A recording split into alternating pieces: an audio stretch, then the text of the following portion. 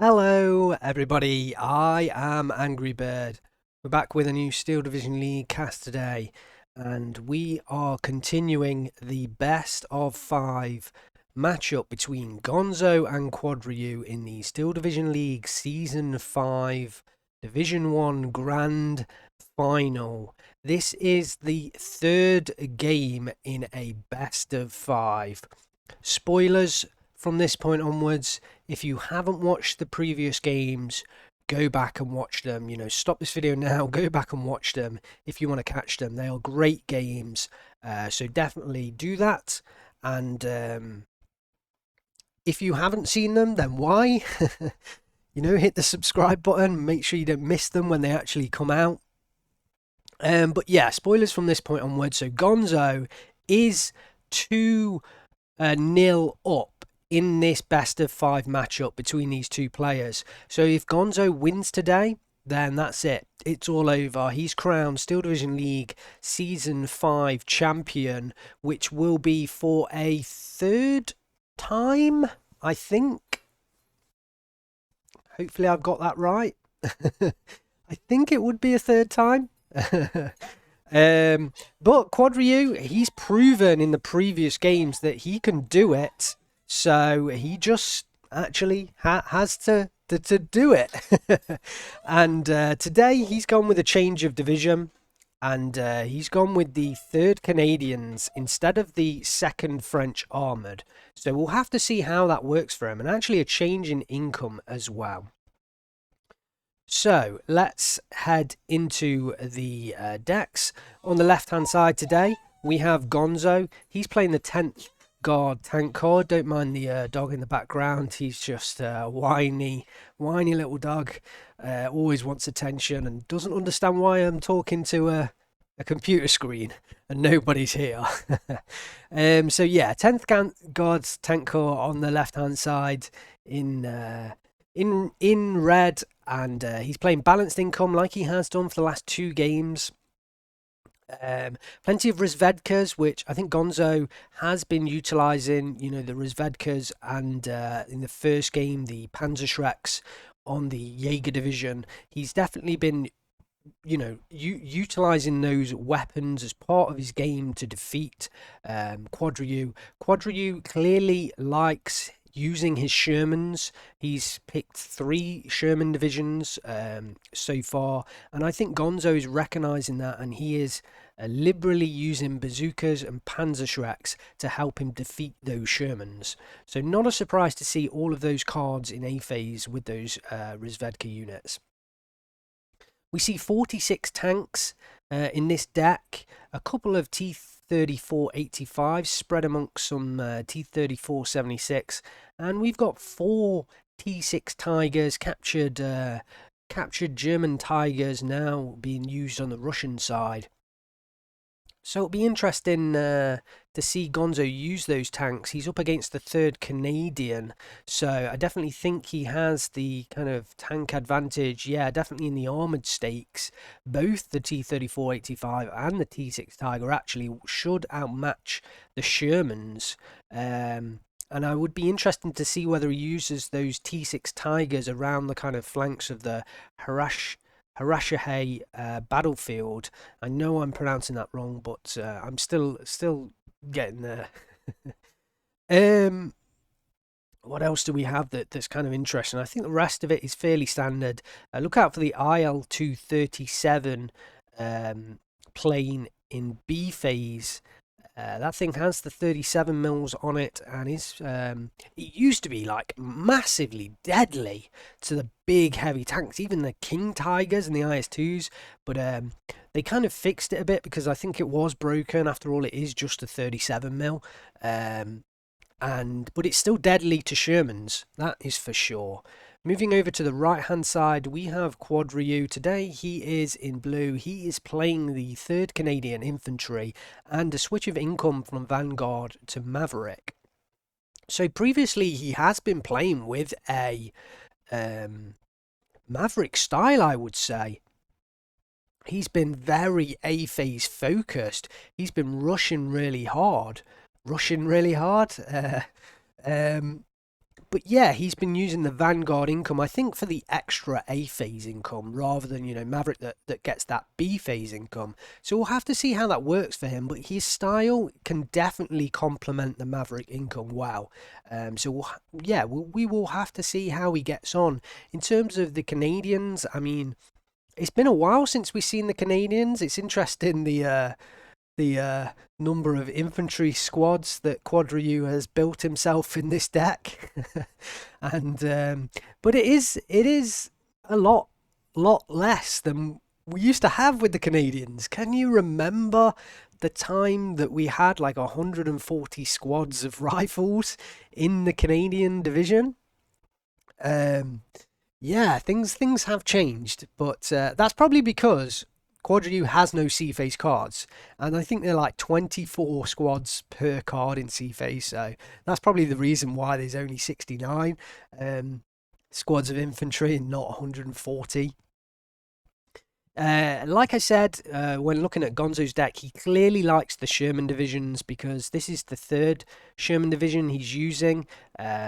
He only has 19 Shermans this time, though, and it doesn't feel like a lot of Shermans, if I'm honest. So we'll have to see how he gets on with those 19 Shermans. I just feel like maybe, having them at 2-star, maybe he could have sacrificed a 1-star veterancy, and had the B phase cards at 1-star to give him some extra Shermans, but that's his choice, and we'll have to see how he does with those 19 Shermans. The anti-tank tab, they have the 6-pounders. He also has the 17-pounders, but he's decided not to bring in the 17-pounders. Does have to get through the Tigers. But yeah, the 6-pounder can do the job. It's got the APCR ammunition that can definitely penetrate. And this is a pre-Burning Baltics gameplay. So the 6-pounders with the APCR ammunition can fire at 2,000 meters, 2-kilometer range. So there's no problems with him doing that. And I think that pretty much concludes what I want to say about the decks.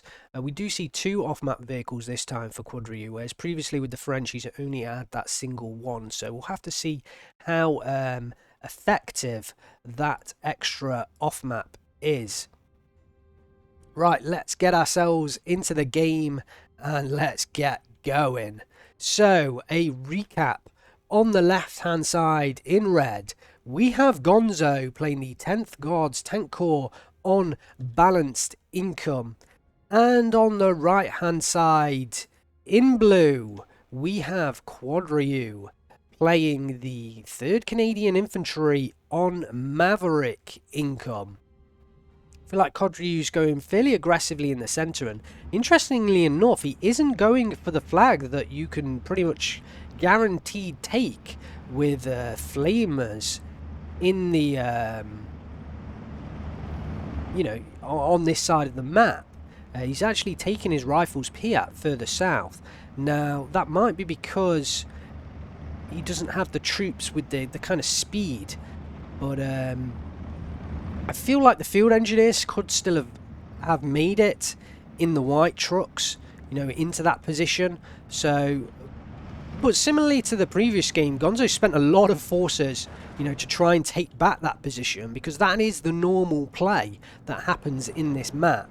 But similar to the last game where kind of Gonzo left that position alone and therefore all of those forces were redundant for Quadriyu in the southern portion of the previous game. This time it's the other way round, and Gonzo's put a hell of a lot of forces into that forest, and unless Gonzo pushes out of there, they're completely redundant. So, a pitched battle, it feels like. Just look at the sheer number of infantry units coming in at the start of this game for both players, really, but Gonzo especially, with those Guardias. Huge numbers coming in here. The rifles not quite taking up positions perhaps as efficiently as the Guardias. The rifle Piat's being discovered and actually fired on by the T-34-85s at range. We'll quickly have a look down south and just see how the 2 units lined up. I imagine at some point Gonzo's going to order the Rozvedka, a bit further forward on both sides to cover the approach. Quadriyu doesn't really look like he's going to force any kind of attack down there.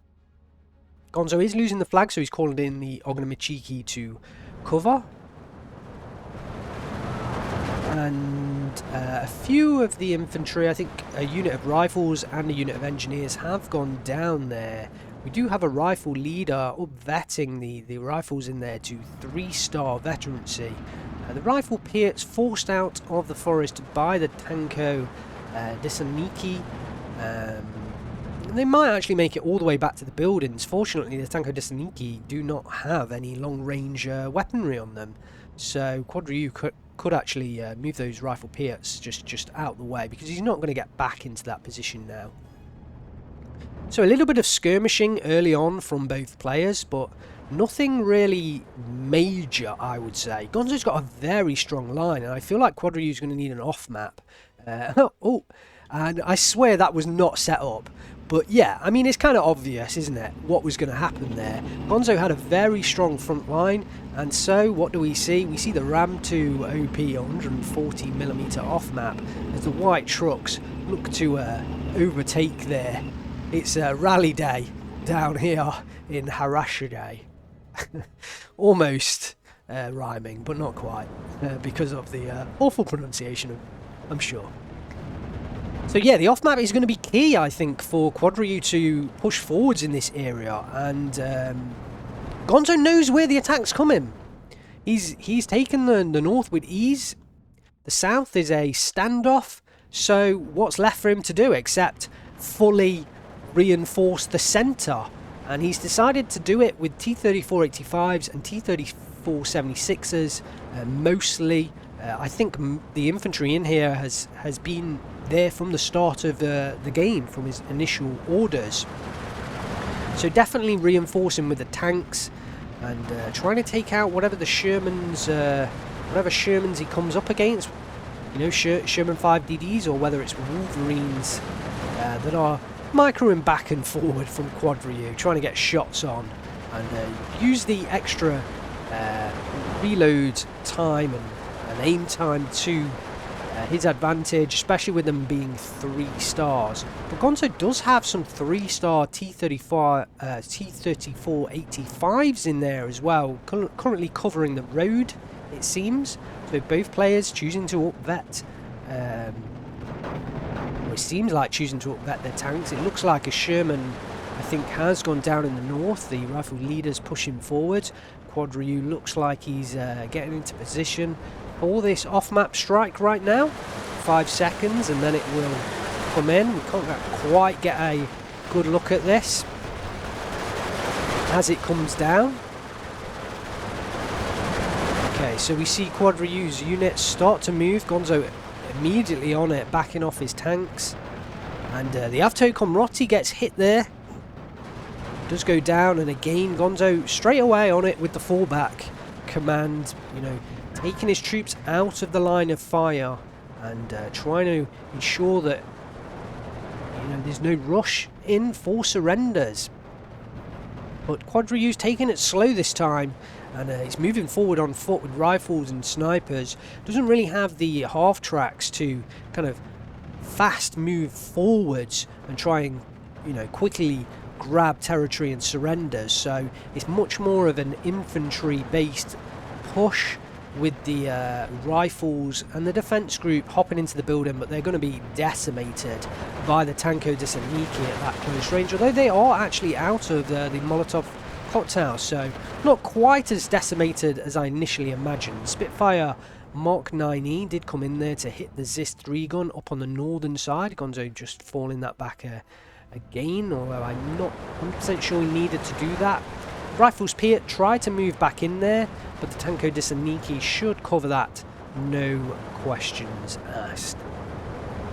So we see some reinforcing field engineers come in and some reinforcing Tanko Disaniki from Gonzo. This little area here is looking ripe for an off-map for the second strike from the Ram 2 OP. And look at the Tanko Disanikis being rushed forward. Actually, he could take out the rifle leader here, which would be quite a nice kill for Gonzo. Looks like we've got a Yak 1B coming in, but it is being hit by the Staghound AA. Gonzo focusing on that 6-pounder, trying to take it down. Looks like the the half-track was taken out there by one of the units. I'm not sure whether it was. No, it can't have been the Ram 2 OP. Not quite sure on the line of sight there. Perhaps the Sherman did have line of sight after all. But Gonzo's got most of his forces intact after the first kind of wave of assaults. Wolverine goes down there. Perhaps from the T-34-85 on the ridge. Very nice position up here. And I never used to kind of take this position when I was playing because I didn't really realise what a nice position it is. But yeah, definitely look out for this one, guys. Up here on this little ridge. Beautiful positioning, especially now with the range changes from Burning Baltics. You stick a tank up there that can fire at 2 kilometers range, and it's got a lovely, lovely position to fire on tanks that perhaps can't even fire back at it. So here comes the second off map. The T-34-85s are are once again under the area of effect for this off map. Ooh. Very close hits there, and that T-34-85 down south is being hit by the Sherman 5 as well.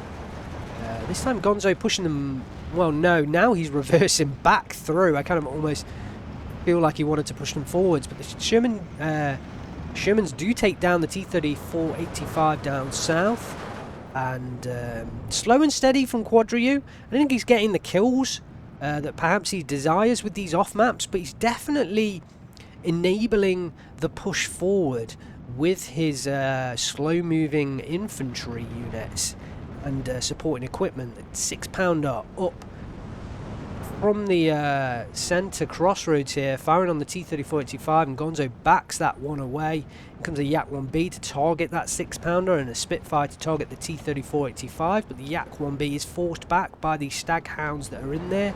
The Spitfire does make the bombing run, doesn't quite get the kill. Second Spitfire coming in to chase that Yak-1B, will not achieve it, but perhaps will expose the lack of AA on Gonzo's side. He does have a Zenot 37mm going up north now, but Quadriyu knows that that's it, and yeah, Gonzo reacts him by bringing in a 37mm just to make sure he does have that extra AA cover. We did see a T-34-85 go down here in the centre from either the, well, from a number of vehicles it could have been. To take that one down. No movement really in the north and south. It's just everything about this centre town. But ooh, and lovely little shot from the Wolverine there, taking out the T-34-85. They are really tight sight lines in and out of these buildings, so you'll be seeing the top pros micro in and out, forwards and backwards constantly, trying to find the right line of sights for their units. 2 more 6-pounders come in now. And Quadriyu's going to start taking up positions to fire on the reinforcement roads if he continues this. And he does need another off map. I would imagine he's going to place it right over this flag, and it will be really nicely placed if he does do that. A nice 6-pounder down here might actually help him, although it could come under fire. Yeah, this kind of position might be kind of cool. For a 6-pounder to fire on that reinforcement zone coming in there. We'll have to watch out to see whether Quadriyu does decide to kind of take that approach. T-34-85 still in the battle, and as this 3-gun does now come in, the off map is placed down again. Again, really nicely placed. I mean, personally, I probably would have, you know, placed it more over the flag, but actually, you know, these Guardia here are going to get caught in the blast, so Quadriyu's placing it where he thinks it's best, and, you know, by the looks of the front line, I think that's why he's done that, to kind of, he knows these, well, I mean, he can see them, he's firing on the units that are in there, so that's why he's taking that decision. But the Wolverine almost taken down from the T-34-85 that's using the height advantage there to give himself extra range to fire on that Wolverine. And here come the rifles and the CMP vehicles to come in there and try and pick up the surrenders, almost like he would with a half-track. T-34-85 just down the way does take out that Wolverine, and the Ram 2 OP now going to be used as a fire support vehicle. Does still have a 30 cal on and you know, decent ammunition, so can still be used defensively. Gonzo's looking under pressure here. He's 14-10 down. Does move some after Machiki down south, but they are a little bit exposed there, and I feel like they are going to just get taken out. Gonzo calling away a lot of his units, so he's playing balanced right now. He's trying to conserve his units. He doesn't want to lose them unnecessarily, so I think that's why he's quite hot on the fallback. In the last few games that we've seen, T-3485 about to take out the Ram 2 OP, certainly will do in the next shot, I would expect. Yep, there it goes, and the 6-pounder still trying to take out that T-3485 on the ridge. Spitfire comes in for the strike onto the ZIS-3, doesn't quite manage it, and the Yak should get on the back. No, not quite able to get the kill, but the 37mm finished the job, and the Yak 1B isn't needed. Does try and come down to hit the 6-pounder, but the Staghound AA is strong in this game. Oh, and the Yak 1B taken down from that AA. Man, that Staghound AA is strong in this patch. So this is pre-Burning Baltics, and changes have been made. I mean, I know a few controversial changes at that, with the current 50 cal kind of strength, especially in the AA perspective. But yeah, these Staghounds pre-Burning Baltics were actually fairly strong as well. Machiki pushing in to try and kind of hold on to the position at all cost. Quadriyu has picked himself up a 15-9, capturing this flag, and it's looking good for him right now. I mean, apart from this little pocket of after Machiki, that's it in terms of the town, and then Gonzo's got stuff on the outside. Yeah, the after Machiki that were aggressive in the south have finally been sort of spotted and are going to get caught out. Yeah, and we see Quadriyu trying to extend his lead. This is worrying for Gonzo, because the pocket of after Machiki are going down, and Quadriyu is starting to really cement his position in this central town. We see the second Ram 2 off-map vehicle in. We are now in B phase, so he does have another 2, I believe, at his, well, this one, which is fully laden with artillery barrages, and another one at his disposal. Here go the rifle pits, going to unload, and they may well actually, yeah. We'll have to see how that engagement goes, because when they hop in that building, they may actually lose to the Machiki. So I think that's why Quadriyu's trying to hide them behind the building, and he's trying to sneak the flag from Gonzo there. Here comes that off-map that we mentioned. We've got a 6-pounder slowly making its way down the road, trying to get into this kind of position to fire on that T-3485. And he might actually get a really good opportunity here, because that T-3485 is showing, no, it has just turned frontal armor, but a big spalling hit, and one more hit. No, Gonzo is quick enough to get that out of line of sight. But the off-map might finish it off, and the after Machikis are about to jump into the buildings. They could get taken out here. Quadriyu go down. The after Machiki just make it out. But there is a lot of fire coming down onto those after Machiki. Another 6-pounder coming in here. And this is where Quadriyu's starting to cement the hold. Look at the if he just moves a little bit further south, look at the line of sight here, completely blocking off the reinforcement road. So that's the attempt with these 6-pounders coming into the southern portion of this town. He's trying to not let Gonzo rush in these reinforcements that Gonzo just desperately needs in this town. And after Machiki, after Machiki, just trying to get in here. Kangaroo goes down there, and the after Machiki hop in the buildings, should be able to take out the rifles that are in there, but I don't think they're going to survive long against the remaining rifles that are around, and the Shermans and the supporting equipment that Quadriyu has. Rifles pits slowly making their way down south. There is a T-3485 just up on the hill, and I think yeah, Quadriyu's changed his mind now, and he's heading back again. I'm not quite sure he is actually going to successfully capture that position. The Machiki have been taken down to one man, actually. There's only one man there, so Quadriyu might be able to get that. T-3485 firing on the 6-pounder, but also under fire as well. Another off-map barrage coming down, and Gonzo doesn't have many units here. and he is in a worrying position. Oh, I did not notice the windmill there. That's actually a very nice spot for those rifles to hop into, but Quadriyu's hunting for the flag. He's trying to get it. He jumps into the building, and it's going to be in and out, I think, to try and defend against the old Michiki. I think he knows he's going to struggle to defeat that flamer in a kind of one-on-one engagement, building to building. Looks like we do have a push down south now, with rifles and kangaroo transports and Sherman 3s heading over the gap, heading over the open ground and trying to assault the positions down south. Gonzo doesn't really have his Redvedka in position. He's not microed these units from the very start of the game. But now he's moving the Tanko Disaniki forward. He needs to get these Redvedka. Perhaps he needs to get them into action, but it depends how aggressive Quadriyu is with these Shermans, because he is right on the edge of that Redvedka unit's line of sight. But look at the number of field engineers and defence groups that are coming in here. Those Tanko Disaniki are being swarmed with 30 cal fire and light machine gun fire coming from the defence group with the Bren guns. Kangaroo sneakily coming round here through the light forest. I love that little flank. Fantastic. And there's the Redvedka shot. Armour crack onto the Sherman 3. Quadriyu's got to be careful with his other Sherman. Will the Redvedka get the second shot off? This is a big moment right now. Looks like it might do. Oh, the one down south actually got the kill.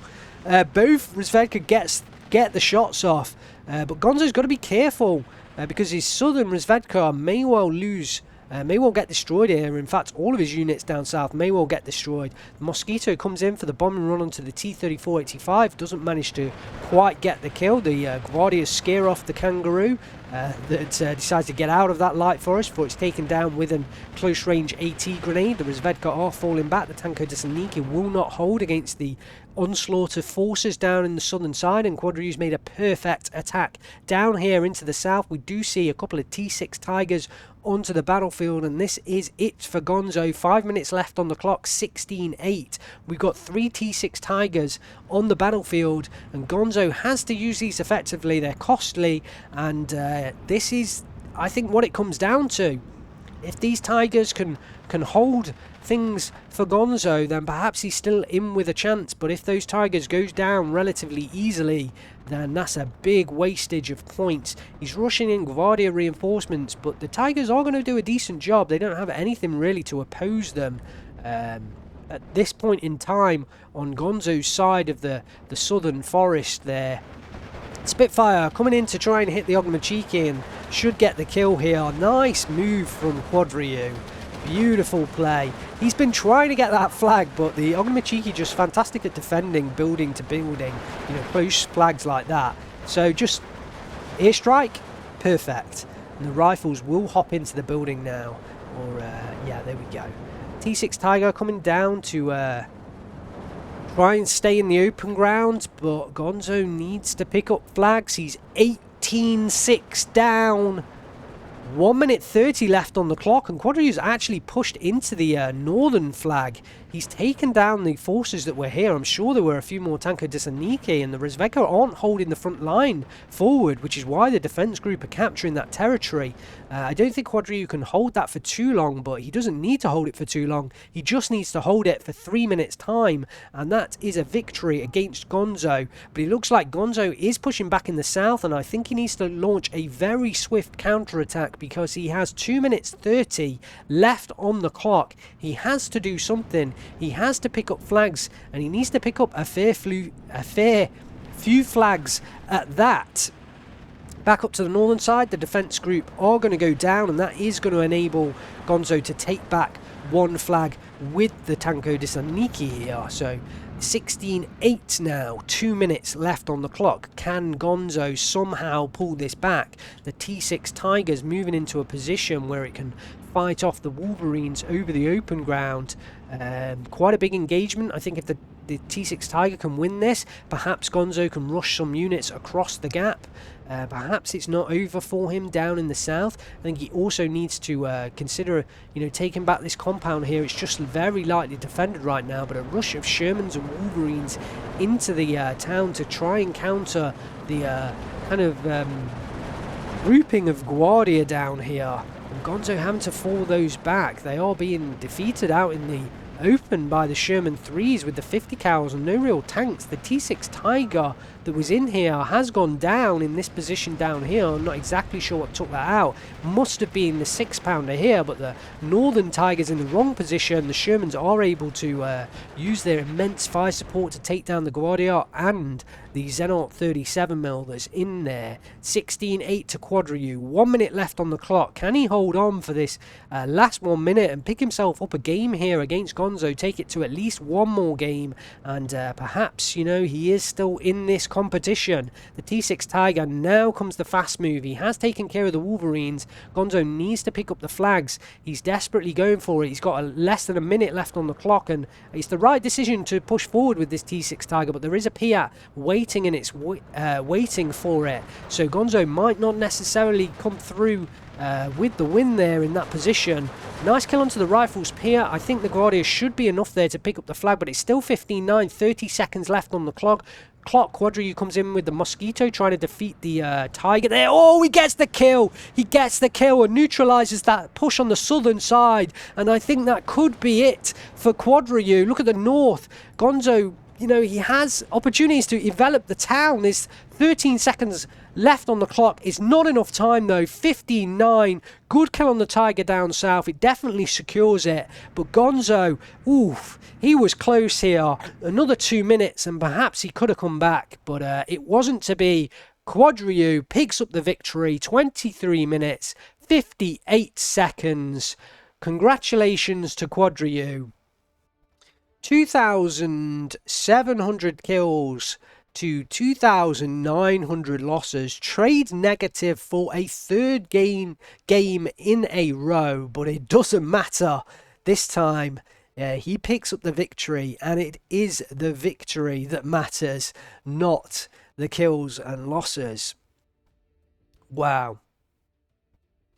So Gonzo, I mean, does drop a game here.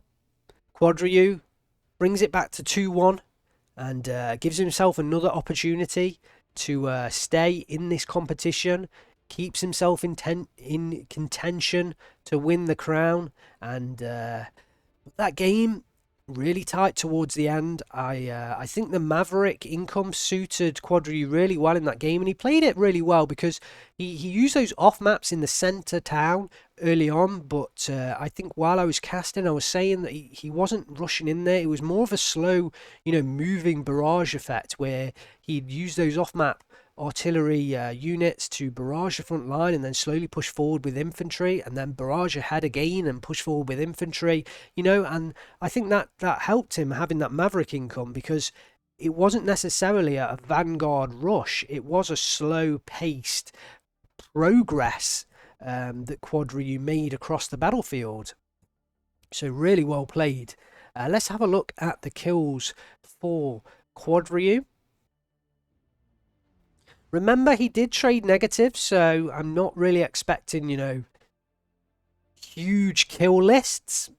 This rifle Piat here did do a great job. Preston defending against what? 3 Aftermachikis and 3 Guardia squads. Really good job from that rifles Piat unit there. I feel like that may have been some kills in transports as well. Very nice job. The Staggerhound AA was, you know, decently strong, I would say. Does take down the Yak 1B. Definitely forced Gonzo back from using those Yak 1Bs, you know, continually. The 140mm barrages, you know, they didn't kill units, but like I was saying, they gave Quadriyu the opportunity to move forwards, and really it was the 6-pounders that did the anti-tank duties, taking out the T-34 85s that were in Quadriyu's path to victory. Wolverine did well there, killing the T6 Tiger, actually.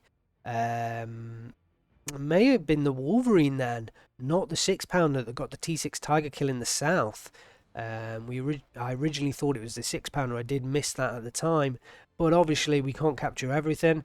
A lot of action takes place all the way across the map in these games, so You know, it's difficult to capture everything on these casts. I'm sure you guys are going to forgive me for that.